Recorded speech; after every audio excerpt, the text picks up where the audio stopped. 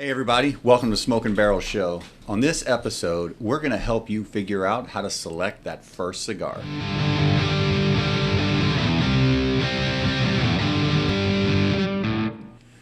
If you're new to cigars or just getting into the hobby, what we're going to talk about today is how do you select that first cigar? There's so much to choose from. There's so many different places to start, and we want to help you make the right selection.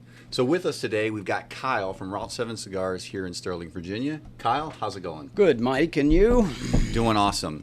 So let's talk about selecting that first cigar. I know the first time I came in here to Route 7, I was overwhelmed. I had had like one or two cigars, didn't have the best experience, and really didn't know where to start. But when I walked in here, you started asking me questions I never thought really even mattered.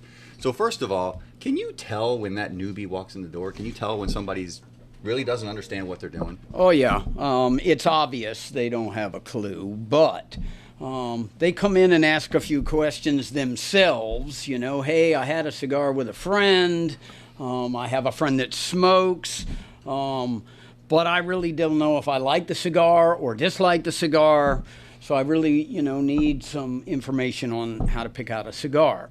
What I normally do is ask them, do you remember the brand you smoked? If you remember the brand you smoked, then I have something to go on. But if you don't, then I'm not going to try to overwhelm them with a lot of picks, a lot of selections. I narrow it down to 2 or 3, 4 cigars, and we go from there. And I think that's a smart thing to do. I always thought about kind of what I'd smoked, and I was kind of smoking like once every couple of months. But you asked me a couple of other interesting questions, which was like, what do you like to eat? What's your palate like? I never thought about that. Tell me about that. Why is that important? Well, it's no different than, the alcohol you drink for the first time, right? If you're going to have a beer, you drink your first beer, you go, ooh, that was bitter, right? Well, your palate's not ready for it. So it's no different than a cigar. So if you're saying, I like really red meat and whiskey, then that kind of makes me want to go to something medium instead of light. Right. But normally, if it's a newbie, the safest bet is the lightest cigars you can find because I don't want to scare them away from coming back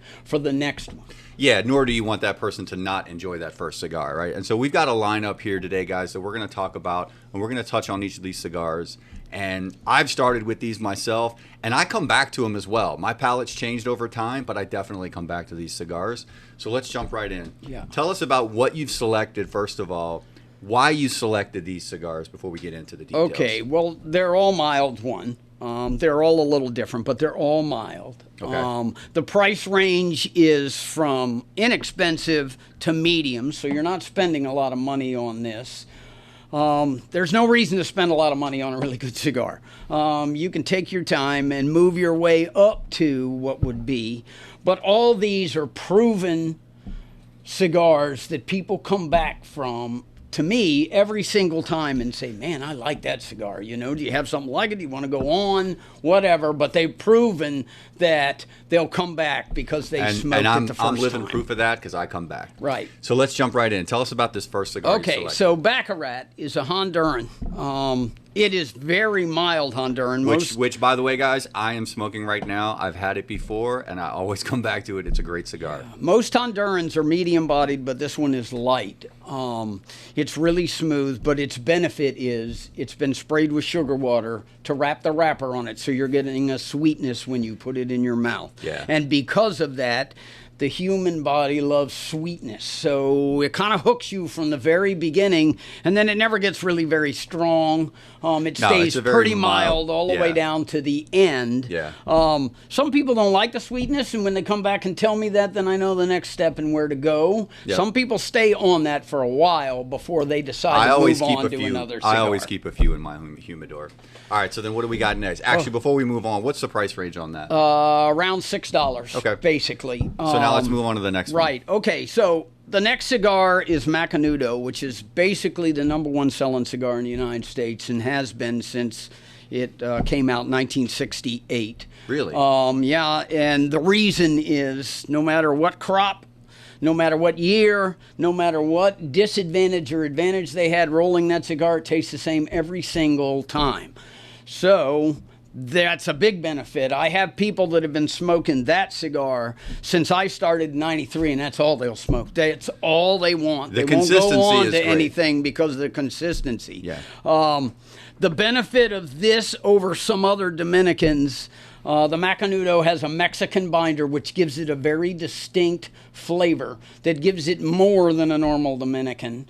You can't identify it, but it's there, and so that's what hooks most people. And we're going to talk about, guys, we're going to talk about binder, filler, wrapper, all that good stuff in an upcoming show, so stay tuned for that. But right now we're just going to focus on these cigars. So now let's jump into the next one, which is the Ashton. Right. So the Macanudo is in the $8 range for the price. So Ashton has been a brand, and it's been around for probably 30 years.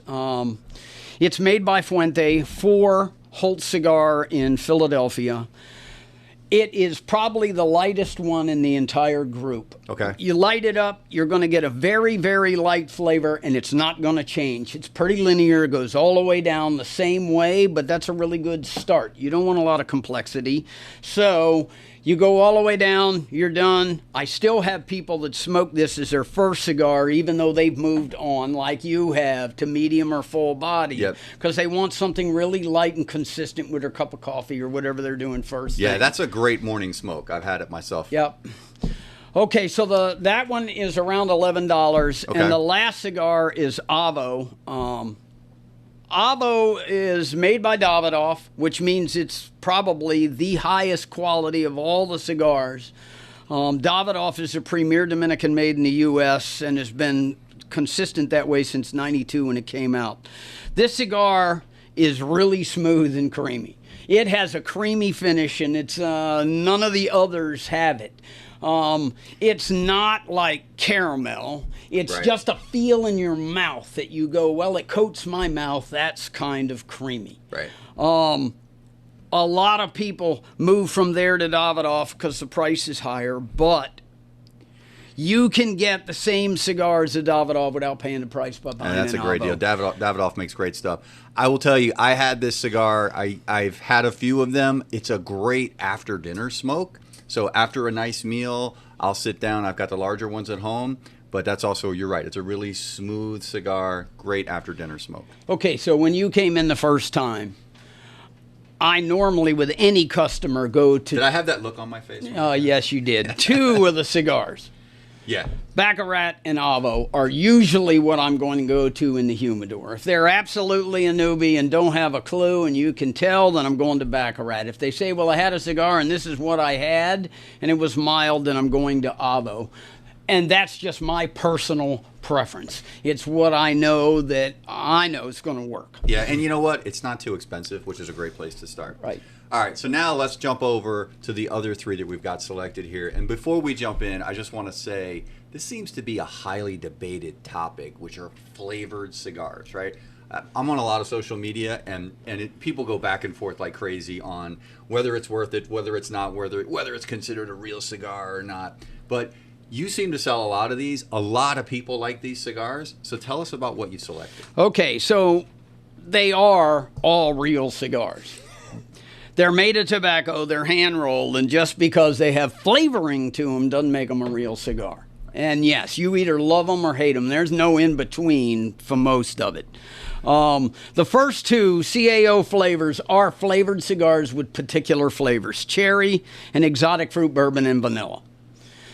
They have a very, very, very sweet taste, and either you like it or you don't like it. And most people that like it, because they really didn't want to go to a straight cigar, stay with it. They don't go on to anything else. They don't expand out of that area. That's what they like. The last one, Acid, Jonathan Drew from Drew Estate started with Acid 25 years ago. He added herbs and botanicals to the cigar. It gives it a very particular smell and a very particular taste. Yeah. The people that smoke acid, it's really good to get people into cigars who smoke acid. It's just because it has extra flavoring, so they like that. The trouble is pulling them away from that and getting them to go on to other things.